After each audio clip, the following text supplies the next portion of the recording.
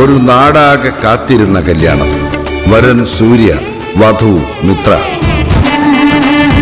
എന്നാൽ ഈ കതിർമണ്ഡപത്തിന് മറ്റു ചില ലക്ഷ്യങ്ങളുണ്ട്.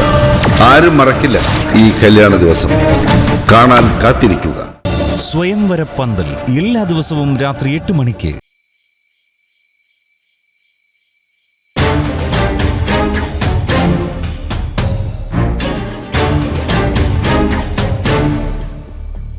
ഈ ഇന്ദ്രൻ ഇത് എവിടെ പോയിരിക്കുക? ഇനി ഞാൻ പോയി ക്ഷമ ചോദിക്കാത്തതിന്റെ പേരിൽ അനന്തമാഷ് എനിക്കെതിരെ കേസ് കൊടുക്കുമെന്ന് അവൻ ഉറച്ചു വിശ്വസിക്കുന്നുണ്ടാവോ? എങ്കിലും ആ വിഷമം മറക്കാൻ എവിടെയെങ്കിലും ഇരുന്ന് കുടിക്കുന്നുണ്ടാവും.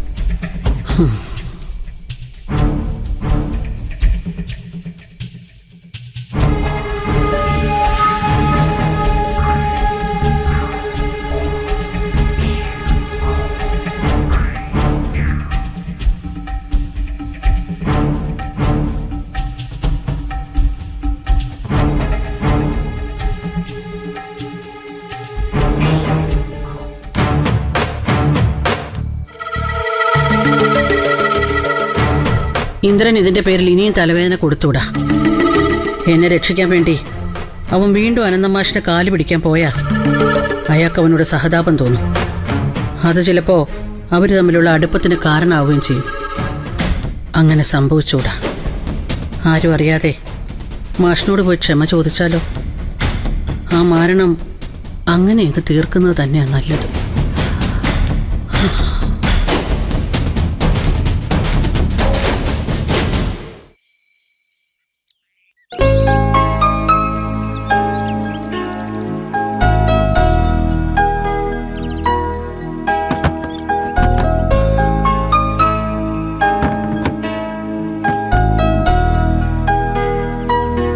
എടി മരുമോളെ, ഞാൻ എൻ്റെ പേരക്കുട്ടി ഒന്ന് കാണാൻ വേണ്ടി പോവാ.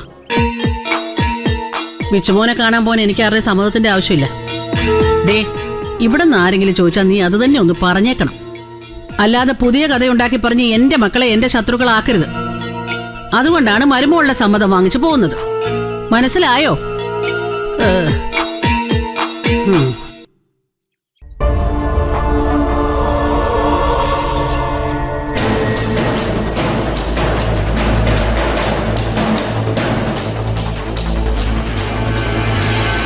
ഇയാളെന്താ ഇവിടേക്ക്? തേടിയ വള്ളി കാലിൽ ചുറ്റിയെന്ന് പറഞ്ഞ പോലെ ആയല്ലോ.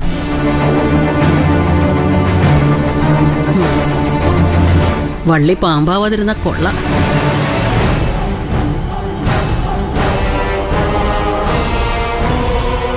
ആ, ഞാൻ മാഷിനെ കാണാൻ അങ്ങോട്ട് വരാൻ ഇറങ്ങുമ്പോഴാ എന്റെ മനസ്സറിഞ്ഞ പോലെ മാഷ് ഇങ്ങോട്ട് വന്നത്.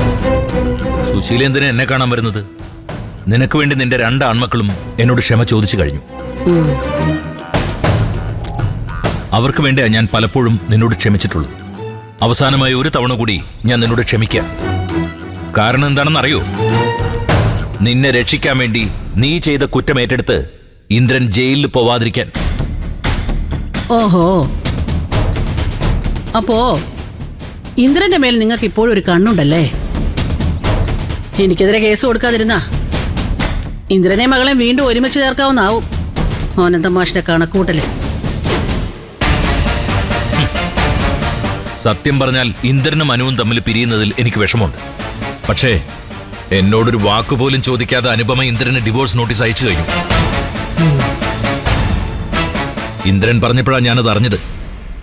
അവനും നല്ല വിഷമമുണ്ട്. പക്ഷെ എന്ത് ചെയ്യാം? അനുപമ ഇനി ആ തീരുമാനത്തിൽ നിന്ന് പിന്മാറുമെന്ന് തോന്നുന്നില്ല.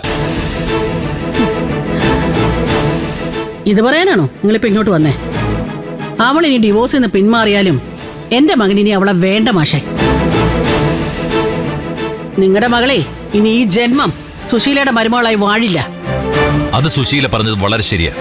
ഇന്ദ്രൻ സുശീലയുടെ മകനായിരിക്കുന്നിടത്തോളം അനുപമ അവനെ സ്വീകരിക്കുന്ന പ്രശ്നമില്ല. പക്ഷെ സുശീലേ, അനുപമയെ തിരിച്ചു കിട്ടാൻ വേണ്ടി ഇന്ദ്രൻ ചിലപ്പോ അമ്മയെ ഉപേക്ഷിച്ചെന്ന് വരും. അത് പറയാനാ ഞാനിപ്പോ ഇങ്ങോട്ട് വന്നത്. സുശീല ഒന്ന് കരുതിയിരിക്കുന്നത് നല്ലത്. അനുപമയുമായുള്ള ബന്ധം ഇല്ലാതാവാതിരിക്കാൻ എന്തു വേണമെങ്കിലും ചെയ്യാവുന്ന ഇന്ദ്രൻ എന്നോട് പറഞ്ഞിട്ടുണ്ട്. സത്യം പറഞ്ഞ എന്റെ ബാഗ് തട്ടിപ്പറിക്കാൻ കൊട്ടേഷൻ കൊടുത്ത കേസില് സുശീലെ പോലീസിന് കാട്ടിക്കൊടുക്കാൻ ഇന്ദ്രൻ തയ്യാറായതാണ്. അനുപമ ഡിവോഴ്സ് കേസ് പിൻവലിക്കുമെന്ന് ഞാൻ പറഞ്ഞ അതിനു പോലും നിന്റെ മോനിപ്പ തയ്യാറാണ് സുശീലെ. എന്നുവച്ചാ അമ്മയെ കേസിൽ നിന്ന് രക്ഷിക്കണമെന്ന് പറയാൻ വന്ന അതേ മകൻ തന്നെ ഭാര്യയ്ക്ക് വേണ്ടി അമ്മയെ ജയിലിൽ പറഞ്ഞ് അയക്കാനും തയ്യാറാണെന്നർത്ഥം. മനസ്സിലായോ? പക്ഷേ ഇപ്പൊ ഞാനത് ചെയ്യിക്കുന്നില്ല സുശീലെ. അവസാനമായി ഒരു തവണ കൂടി ഞാൻ സുശീലോട് ക്ഷമിക്കാം. ഇനി ഒരിക്കൽ കൂടി എനിക്കോ എന്റെ മകൾക്കോ എതിരെ ചെറുവിരലെങ്കിലും നീ അനക്കിന്ന് ഞാൻ അറിഞ്ഞ അടുത്ത നിമിഷം നിന്റെ കയ്യിൽ വിലങ്ങ് വീണിരിക്കും സുശീലെ. ആനന്ദമാഷ പറയുന്നത്.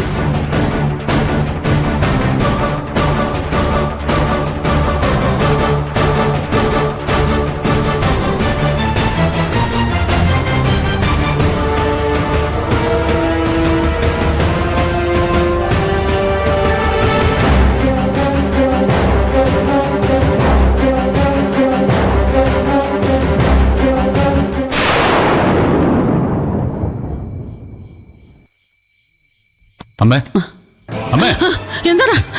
എന്താ എന്നെ ഭീഷണിപ്പെടുത്താൻ നീ അയാളെ കൂട്ടി വന്നതാണോ? ആരെ കൂട്ടി ഒന്നും അമ്മ ചോദിക്കുന്നേ? ഇവിടെ ആരും വന്നില്ലല്ലോ. എന്താ പറ്റിയേ? അയ്യോ, ഞാൻ ഓരോന്നാലോചിച്ച് ഇവിടെ ഇരുന്ന് ഉറങ്ങിപ്പോയി. ഇത്രയും നേരമായിട്ട് നീ വരാത്തതിന്റെ പേടി മനസ്സിലുള്ളതുകൊണ്ടാ എന്തോ ഒരു ദുസ്വപ്നവും കണ്ടു. നീ ഇവിടെ ഇരുന്നേ, ഇവിടെ ഇരി. എന്താ? എടാ മോനെ ഇന്ദ്ര, അതെ, ആ അനന്തമാഷ് വീണ്ടും നിന്നെ അനുപമം കൂട്ടിക്കെട്ടാൻ നോക്കൂ. നീ അതിന് നിന്ന് കൊടുക്കരുത്. അയാൾക്കും മക്കൾക്കും മുമ്പിൽ നമ്മളിനി തോറ്റു കൊടുക്കരുത് മോനെ. അമ്മ എന്തൊക്കെയാ പറയുന്നേ?